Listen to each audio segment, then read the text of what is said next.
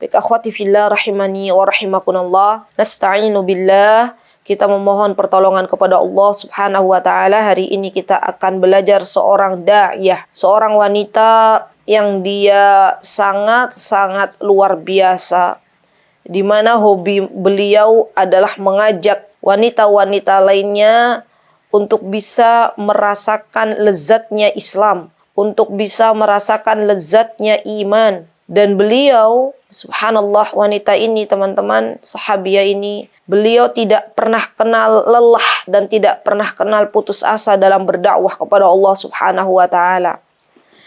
Beliau adalah seorang sahabiah yang sangat yakin dengan Allah Subhanahu wa taala. Beliau tak mundur barang sejengkal pun ketika kaumnya, orang-orang yang berada di dekatnya menyiksanya dengan luar biasa. Beliau tetap yakin kepada Allah Subhanahu wa taala dan akhirnya Allah Subhanahu wa taala pun memberikan pertolongan kepada beliau. Subhanallah. Kita akan belajar sosok seorang wanita yang bernama Ummu Syuraik.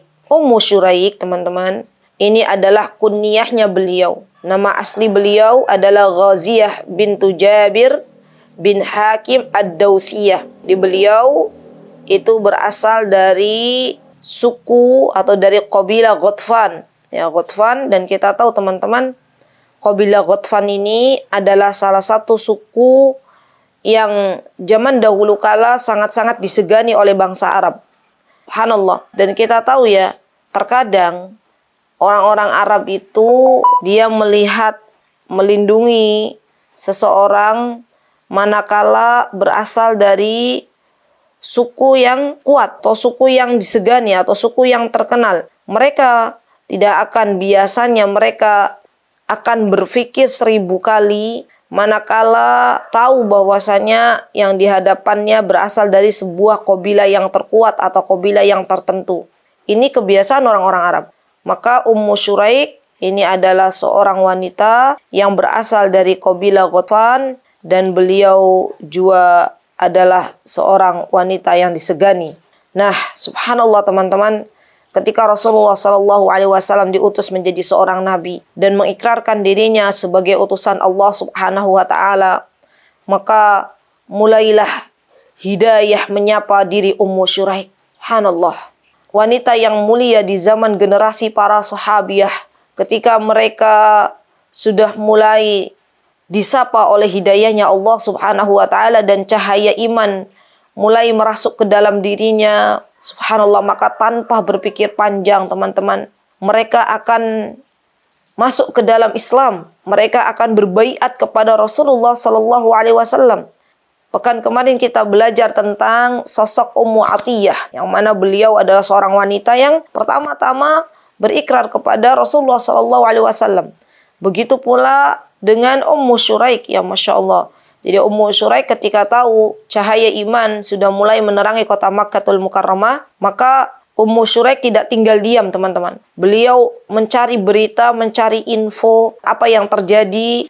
Ketika beliau tahu bahwasanya Rasulullah SAW diutus sebagai seorang nabi, maka beliau pun mengikrarkan keislamannya, subhanallah. Dan tak ada takut ya, tak ada rasa takut ketika beliau mengikrarkan keislamannya. Karena pastinya ya teman-teman, zaman dahulu kala di mana Islam itu di awal-awal Islam, barang siapa yang dia mengikrarkan dirinya menjadi seorang muslim atau menjadi seorang muslimah, maka mereka harus siap dengan semua konsekuensi. Jadi teman-teman, subhanallah ya, sejarah itu akan terus berulang. Yang membedakan adalah tokohnya dan masanya. Pada zaman sekarang, saudari-saudari kita mu'allaf yang mereka baru memeluk Islam, ketika mereka mengikrarkan dirinya sebagai seorang muslimah, mereka paham dengan segala konsekuensi yang ada. Ada kawan saya yang dia mengikrarkan dirinya sebagai seorang muslimah, akhirnya harus dikeluarkan dari keluarga besarnya. Dikeluarkan dari keluarga besarnya, dan sebelum dikeluarkan, maka keluarganya menyiksanya, kepalanya dijedutkan ke dinding, sampai akhirnya pingsan dan dibawalah oleh para tetangganya ke rumah sakit. Dan sengaja keluarga besarnya itu memisahkan dia dengan anaknya, coba, dengan anak kandungnya dipisahkan. Masya Allah ya. Dan luar biasa ya, Masya Allah, para mu'alaf ini mereka ketika harus kehilangan keluarganya, harus kehilangan anak kandungnya, mereka siap. Maka kita bersyukur teman-teman kepada Allah Subhanahu wa taala manakala Allah Subhanahu wa taala memberikan kepada kita Islam dari lahir. Orang tua kita muslim dan muslimah itu adalah nikmat dari Allah. Karena perjuangan orang-orang yang mengikrarkan dirinya sebagai seorang muslimah itu jauh lebih besar daripada kita yang sudah dilahirkan dalam keadaan sebagai seorang muslim. Kita bersyukur dan berterima kasih kepada Allah dan kepada orang tua kita yang telah membesarkan kita. Kita dikenalkan dengan apa itu Islam, apa itu iman, apa itu ihsan. Karena saudari-saudari kita mu'allaf, mereka terus berdoa dan berdoa kepada Allah agar orang tuanya mendapatkan hidayah. Begitu pula dengan Ummu Syuraik ya. Ummu Syuraik ketika telah mengikrarkan dirinya sebagai wanita muslimah, maka beliau pun akhirnya disiksa oleh kaumnya. Subhanallah teman-teman. Dan penyiksaan itu sangat mengerikan ya. Karena kaumnya membawa Ummu Syuraik ke sebuah tempat, yaitu di kota San'a, di ibu kota Yaman. Dan nanti insya Allah kita akan mengetahui bagaimana kaumnya menyiksa Ummu Syuraik. Tapi sebelum kaumnya menyiksa Ummu Syuraik, subhanallah teman-teman, setelah beliau mengikrarkan dirinya sebagai seorang muslimah, beliau itu menggunakan waktu yang sedikit di dunia ini untuk berdakwah, untuk mengajak wanita-wanita di masanya agar lebih mengenal bagaimana Islam, subhanallah. Jadi beliau ini memiliki andil yang sangat besar dalam dakwah, subhanallah. Karena kecintaan beliau terhadap Islam, kecintaan beliau terhadap Allah dan Rasulnya, maka beliau buktikan dengan menjadi seorang da'iyah. Subhanallah teman-teman, saya itu salut ya dengan wanita-wanita di zaman sekarang. Saya pernah bertemu dengan seorang wanita, subhanallah. Beliau adalah saudari saya seiman. Ya. Kerjaan beliau itu teman-teman, ya, orang Yogyakarta juga. Hampir setiap hari jadwal beliau bersama suami beliau itu berdakwah. Pergi dari satu lereng gunung Merapi ke lereng gunung Merbabu. Setiap hari berdakwah. Subhanallah. Tidak mengenal lelah, tidak mengenal hujan, tidak mengenal panas. Beliau berdakwah. Pagi hari, kalau beliau sempat ya, beliau datangi kajian-kajian majelis ilmu. Beliau dengarkan, beliau isi gelas yang kosong dengan air, dengan ilmu.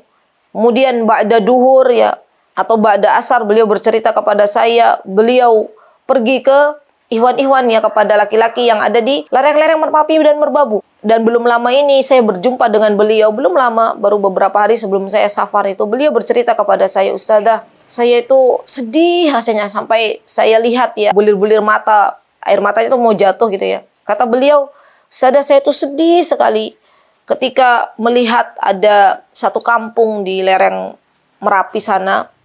Itu mereka itu mengaku dirinya itu sebagai seorang muslim, sebagai seorang muslimah. Tapi mereka tidak sholat. Mereka untuk membaca misalnya untuk syahadat itu apa saja mereka nggak tahu. Itu yang akhirnya membuat saya itu bersemangat dengan suami saya berdakwah ke sana. Kata beliau, dimulai dari beliau tuh baksos membagi-bagikan mukena ya, subhanallah. Ini perjuangan ya teman-teman, subhanallah. Dan jadilah kita semuanya memiliki peran yang besar seperti Ummu Syuraik, seperti Fulanah yang tadi saya ceritakan, ya, subhanallah, tidak mengenal lelah dalam berdakwah kepada Allah, tidak mengenal lelah untuk mengajak manusia ke jalan yang benar, walaupun tahu konsekuensi yang terjadi di hadapannya akan ia dapatkan, subhanallah.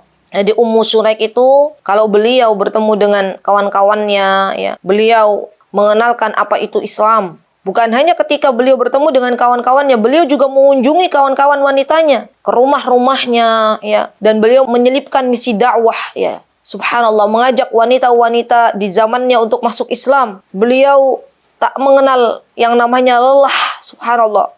Dan subhanallah teman-teman, walaupun yang jadi konsekuensi beliau harus mempertaruhkan nyawanya, tapi beliau tetap semangat, subhanallah. Tidak pernah mundur barang sejengkal pun. Maka dari itu saya ajak diri saya dan teman-teman semuanya, yuk kita berikan peran yang hebat, peran yang besar untuk Islam, untuk dakwah. Apa yang bisa kita lakukan? Kalau teman-teman bisa, saya sering mengatakan, Kita semuanya bisa, subhanallah teman-teman. Kalau teman-teman diberikan oleh Allah Subhanahu wa taala ilmu, misalnya ilmu Al-Qur'anul Karim, maka katakan, minta pertolongan kepada Allah, ya Allah, saya ingin mengajar. Yakinlah ketika teman-teman mengajar, ketika teman-teman berdakwah, walaupun yang diajarkan alif, ba, ta, sa, dan mengharapkan ridha Allah Subhanahu wa taala, maka teman-teman menjadi orang-orang yang dituliskan di dalam hadis, khairukum man ta'allamal Qur'an wa 'allamah. Subhanallah teman-teman, mungkin ada di antara kita yang mengatakan, tidak ada waktu untuk mengajar, tidak ada waktu untuk berdakwah, saya sibuk, banyak pekerjaan yang harus saya tunaikan. Yuk, kita kaca diri kita masing-masing. 24 jam yang Allah berikan. Apakah tidak ada waktu 1 jam untuk kita berdakwah di jalan Allah? Kalaupun kita tidak bisa harus turun langsung seperti Ibu Fulana yang dia pergi ya ke lereng Merapi Merbabu. Mungkin kata beliau kadang juga pulang larut malam. Kita hanya duduk di rumah menyiapkan kuota, menyiapkan ilmu yang kita dapatkan dari Allah Subhanahu wa taala dan kita sebarkan untuk para wanita 1 jam dalam sehari. Malu ya akhwat kita kepada Allah, demi Allah malu. Kalau kita bisa teman-teman, yuk mulai diri kita masing-masing untuk mengajak keluarga kita beramar ma'ruf nahi mungkar, mengajak teman-teman kita. Kalau ada yang bertanya, saya tidak bisa kalau ngajar Al-Quran, saya tidak bisa kalau harus bicara di depan umum. Teman-teman bisa apa? Teman-teman bisa desain, bikin poster-poster dakwah. Teman-teman bisa merangkum ya kajian-kajian, bikin. Masya Allah, saya kemarin melihat ada seorang ya, saya lupa namanya, di Instagram itu beliau bikin resume kajian parenting, ya parenting Senin dan Kamis itu dengan subhanallah, dengan desain yang bagus, enak dipandang, Masya Allah. Dan ini sebagai jalan di antara jalan untuk kita berdakwah, teman-teman. Jadi apapun yang kita bisa berikan, ada seseorang itu yang bisa memberikan hartanya di jalan dakwah, maka berikan. Subhanallah. Karena memang dari zaman Rasulullah SAW, setiap para sahabi mereka berperan masing-masing untuk Islam ya. Utsman bin Affan, beliau dengan kelembutannya, dengan hartanya beliau berikan itu untuk Islam. Ya subhanallah. Abu Bakar As-Siddiq, beliau dengan waktu yang beliau miliki, subhanallah, beliau temani Rasulullah SAW walaupun tahu konsekuensi dari menemani Rasulullah SAW berhijrah adalah nyawanya. Umar bin Khattab, dengan kegagahan yang Allah berikan, dengan keberanian yang Allah berikan, beliau pergi untuk beramar ma'ruf nahi mungkar, subhanallah. Setiap kali beliau menemui kemungkaran di depannya, maka beliau tidak takut untuk beramar ma'ruf nahi mungkar, subhanallah. Beginilah sifat-sifat para da'i yang menyeru di jalan Allah, teman-teman. Maka yuk, mulai hari ini kita katakan dalam diri kita masing-masing, kita punya apa yang bisa kita berikan kepada Islam. Kita punya waktu, berikan ide-ide teman-teman semuanya. Boleh kami ahlan wa sahlan ya, welcome. Kami Mutiara Hikmah ya, dari kami Mutiara Hikmah, kami sangat-sangat menantikan ide-ide cemerlang teman-teman untuk kemajuan dakwah. Boleh silahkan tulis japri di admin ya, atau ke admin, ada nomornya, silahkan. Saya punya ide seperti ini untuk kemajuan dakwah Islam, boleh. Semoga itu menjadi amal jariah bagi teman-teman semuanya. Maka mari kita bareng-bareng kita pikirkan untuk kemajuan dakwah, karena sesungguhnya kitalah yang membutuhkan dakwah, bukan dakwah yang membutuhkan kita. Baik, kita kembali kepada Ummu Syuraik, teman-teman. Subhanallah, akhirnya apa yang dilakukan oleh Ummu Syuraik ya dalam berdakwah kepada Allah tercium juga oleh penduduk Makkah. Dan subhanallah, Ummu Syuraik pun akhirnya ditangkap, teman-teman ya. Dan ketika Ummu Syuraik ditangkap, suaminya ketika itu tidak bersamanya. Suaminya Abul Akar itu tidak bersamanya karena beliau sudah berhijrah terlebih dahulu ya bersama Abu Hurairah dan bersama orang-orang dari suku Daus bersama Rasulullah SAW ke Madinah. Dan akhirnya apa teman-teman? Ketika Ummu Syuraik ditangkap ya, maka kaumnya atau orang-orang yang menangkap Ummu Syuraik memaksa Ummu Syuraik untuk keluar dari agamanya Nabi kita Muhammad SAW. Tetapi Ummu Syuraik tidak pernah murtad atau tidak pernah keluar dari agama yang telah dipegangnya. Beliau dibawa ke sebuah tempat yang sangat jauh, yang tadi saya sudah katakan, yaitu di San'a, di ibu kota Yaman ya. Dan jarak antara kota Mekah dan Yaman itu jauh, teman-teman. Bisa dibayangkan enggak? Jarak antara kota Mekah dan Yaman itu, kalau kita naik bis saja, itu harus lebih dari 12 jam. Ya. Maka Ummu Syuraik dinaikkan ke sebuah unta. Dan untanya tanpa pelana, teman-teman, kasar ya. Dan subhanallah, kaumnya meninggalkan Ummu Syuraik 3 hari 3 malam tanpa diberikan makan dan minum. La haula wala quwata illa billah. Dan mereka biarkan Ummu Syuraik berada di sengatan matahari yang sangat luar biasa. Mereka biarkan Ummu Syuraik untuk merasakan dingin yang sangat luar biasa ketika malam. Karena kita tahu yang namanya kota Son'a itu, teman-teman ya, adalah di sebuah tempat di mana dinginnya itu luar biasa.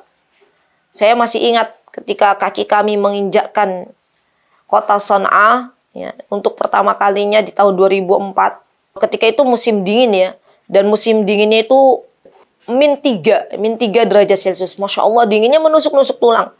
Ini seorang wanita, Ummu Syuraik, ya, berada di luar rumah, merasakan dingin yang luar biasa, merasakan terik matahari, tidak diberikan makan, tidak diberikan minum selama 3 hari 3 malam, sampai Ummu Syuraik ini berada dalam kondisi yang hampir pingsan, ya, karena menahan lapar, menahan dahaga, subhanallah. Dan kaumnya memaksa Ummu Syuraik, mengiming-imingi kalau Ummu Syuraik mau diberikan minum, mau diberikan makan, kata kaumnya, maka keluarlah dari agama Nabi kita Muhammad SAW. Ummu Syuraik hanya mampu mengangkat jarinya ke langit sebagai ungkapan beliau istiqomah di jalan Allah Subhanahu wa Ta'ala. Subhanallah. Dalam keadaan yang demikian lemah, dalam keadaan yang luar biasa, beliau subhanallah tidak keluar dari apa yang telah dipegangnya. Inilah kekuatan yang Allah berikan kepada Ummu Syuraik, teman-teman. Keistiqomahan yang senantiasa bersama Ummu Syuraik. Maka kesabaran yang telah Ummu Syuraik lakukan, akhirnya Allah balas dengan diberikannya air dari langit. Subhanallah, ada ember yang menggantung antara langit dan bumi. Ini kisah nyata, bukan kisah dongeng ya. Sengaja Allah berikan kepada Ummu Syuraik, dan Ummu Syuraik yang minum dengan luar biasa ya, karena sudah menahan 3 hari 3 malam tidak minum ya. Ummu Syuraik meminumnya, subhanallah, dari ember yang Allah isi dengan air dan Allah siramkan kepada Ummu Syuraik. Dan subhanallah, teman-teman, bahkan ember itu ya, yang berisi air itu, yang berada di antara langit dan bumi itu, menjulur kepada Ummu Syuraik sampai ketiga kali. Dan Ummu Syuraik akhirnya merasakan dinginnya yang luar biasa ya. Kepala Ummu Syuraik juga basah kuyup ya. Subhanallah. Inilah pertolongan dari Allah Subhanahu wa Ta'ala. Terkadang ya teman-teman, subhanallah, kita nih ketika menghadapi sebuah masalah, kita kadang sampai di detik di mana kita sudah berdoa kepada Allah Subhanahu wa Ta'ala, tapi pertolongan Allah belum turun. Ini ujian dari Allah Subhanahu wa Ta'ala. Allah ingin di mana kita benar-benar sudah di titik terlemah kita. Allah ingin kita berdoa kepada Allah Subhanahu wa Ta'ala, maka disitulah Allah berikan pertolongan. Kita tahu ya teman-teman, para sahabi saja ketika mereka banyak sekali menemui tantangan-tantangan ya, menemui intimidasi dari orang-orang kafir Quraisy. Mereka sampai-sampai mengatakan mata nasrullah. Kemudian di dalam Al-Quran dikatakan ala inna nasrullah qarib. Masya Allah.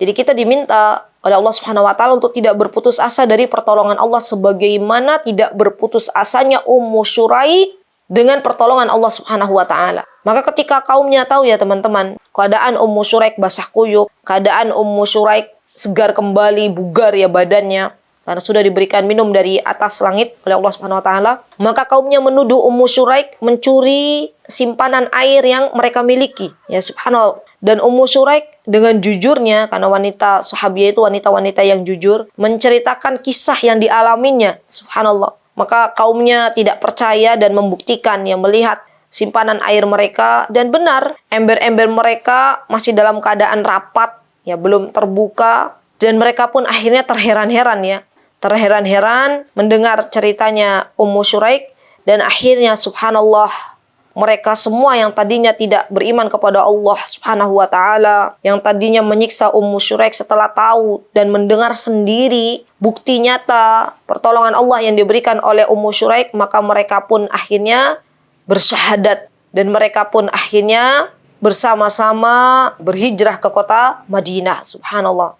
Di hidayah Allah Subhanahu wa taala, Allah turunkan kepada orang-orang yang menyiksa Ummu Syuraik atas kesabaran Ummu Syuraik, ya subhanallah, dan akhirnya Allah berikan pertolongan kepada Ummu Syuraik. Subhanallah. Teman-teman yang dimuliakan oleh Allah, Allah Subhanahu wa taala pernah juga memberikan kejadian yang hampir serupa, ya. Ketika Ummu Syuraik beliau berhadapan dengan orang Yahudi.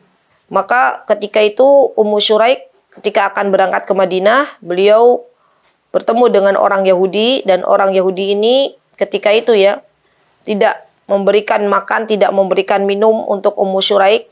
Subhanallah.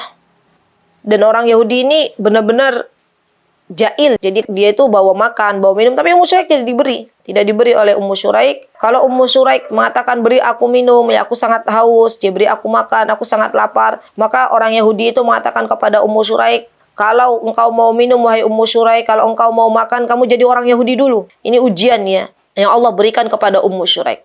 Maka kata Ummu Syuraik, demi Allah aku tidak akan menjadi Yahudi. Aku tidak akan menjadi seorang Yahudi selamanya. Subhanallah, setelah Allah menunjukkan kepadaku Islam. Dan luar biasa ya teman-teman. Ternyata peristiwa kedua yang Ummu Syuraik rasakan, ya, Allah mengguyur Ummu Syuraik dengan air yang Allah turunkan dari atas langit. Dan kata Ummu Syuraik, aku lihat air yang sangat putih melebihi susu dan lebih manis dari madu. Subhanallah teman-teman. Kemudian kata Ummu Syuraik, aku meminumnya sampai hilang dahagaku. Masya Allah.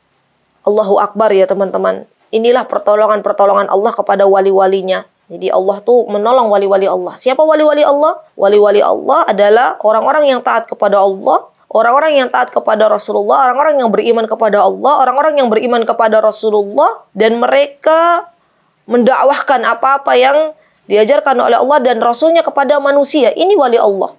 Karena yang namanya wali itu ada dua, ada wali Allah, ada wali syaitan. Kalau kita lihat, ada orang-orang yang mengaku dirinya sebagai wali Allah, tetapi dia menjadi manusia yang bermaksiat kepada Allah, salat ditinggalkan, puasa ditinggalkan, ya, melakukan dosa-dosa besar. Itu bukan wali Allah, tapi dia wali syaitan. Maka jangan kita sampai terkecoh di zaman sekarang. Ya, mungkin orang-orang mengatakan viral, itu si fulana adalah walinya Allah.